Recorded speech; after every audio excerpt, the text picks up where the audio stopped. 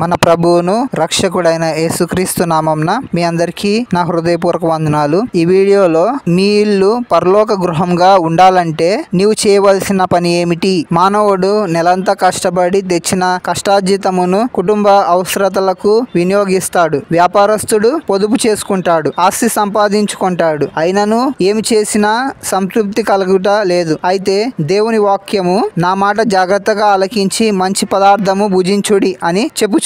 ఆయన మాట జాగ్రత్తగా వెదికితే ఐశ్వర్య ఘనతలు, స్థిరమైన కలిమియు నీతియు పొందుకోగలవు. అయినను ఆయనను కనుగొంటే జీవమును కటాక్షమును పొందగలవు. మరియు ఆయన నీ ముందున్న మెట్టగానున్న స్థలమును సరళము చేయును. అంధకార స్థలములలో ఉంచబడిన నిధులను, రహస్య స్థలంలోని మెరుగైన ధనమును నీకిచ్చును. నీవు నీ దేవుడైన యెహోవా మాట శ్రద్ధగా విని నేడు నేను నీకు ఆజ్ఞాపించుచున్న ఆయన ఆజ్ఞ అన్నిటినీ అనుసరించి నడుచుకొని ఎడల నీ దేవుడైన యెహోవా భూమి మీదనున్న సమస్త జనముల కంటే నిన్ను హెచ్చించును. నీవు నీ దేవుడైన యెహోవా మాట వినిన ఎడల ఈ దీవెనలన్నీ నీ మీదకి వచ్చి ప్రాప్తించును. నీవు పట్టణంలో దీవించబడుదువు. నీ గర్భఫలము, భూఫలము, పశువుల మంద, దుక్కిటెద్దులు, నీ గొర్రె మేకల మందలు దీవించబడును. నీవు లోపలికి వచ్చినప్పుడు బయటకి వెళ్ళినప్పుడు దీవించబడుదువు. నీ మీద పడు శత్రువులను యెహోవా నీ ఎదుట హతమగునట్లు చేయును. మరొక త్రోవను నీ మీదకి బయలుదేరి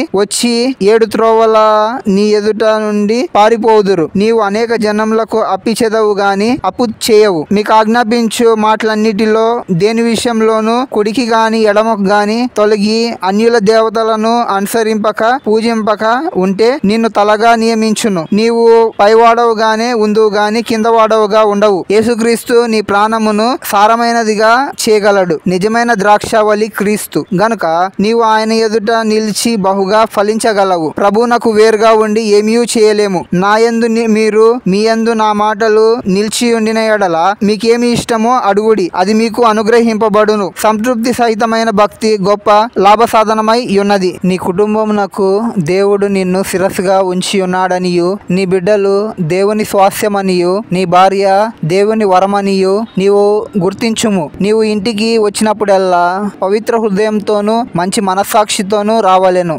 స్తుతించు పెదవులతోనూ కృతజ్ఞతలతోనూ నిండిన హృదయంతోనూ నీ గృహంన ప్రవేశించుము. నీవు ఇంటికి వచ్చిన వెంటనే బిడ్డలను గద్దించుట గాని దిద్దుట గాని ప్రారంభించక నీ పిల్లలతో ప్రేమగాను నీ భార్యతో దయగాను సంభాషించుము. నీవు చేయున్నది యావత్తు నీ బిడ్డలు చూచి నీ నడవడికలను వారనుసరించుదురు. కాబట్టి జాగ్రత్త. ప్రతిదినము కుటుంబ ప్రార్థన నడిపించుము. దేవుని వాక్యములో నుండి చిన్న వర్తమానము నీ కుటుంబమునకు అందించుము. వాక్యమునందలి అద్భుత కార్యములను, కథలను దైవజనుల జీవితముల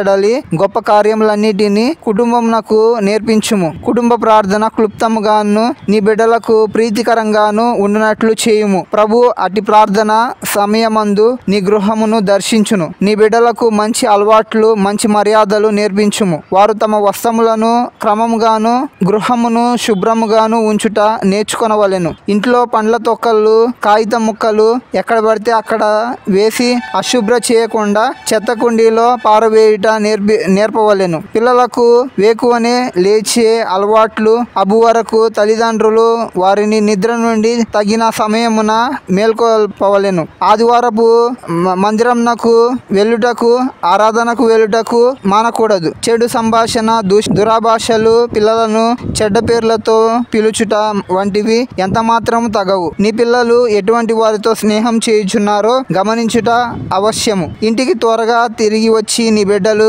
చీకటి పడక ముందే ఇల్లు చేరినట్లు చూచుకొనవలెను. నీ భార్యకు ఇంటి పనులలో సహకరించుము. బిడ్డలందరూ ఏదో ఒక పూచి వహించినట్లు చూచుకొనుము. అప్పుడు నీ గృహము ఒక చిన్న పరలోకంగా ఉంటుంది అన్నాడు ఒక దైవజనుడు. కలిసి ప్రార్థించే కుటుంబం కలిసి ఉంటుంది. మరి దేవుడు మిమ్మల్ని దీవించునుగాక.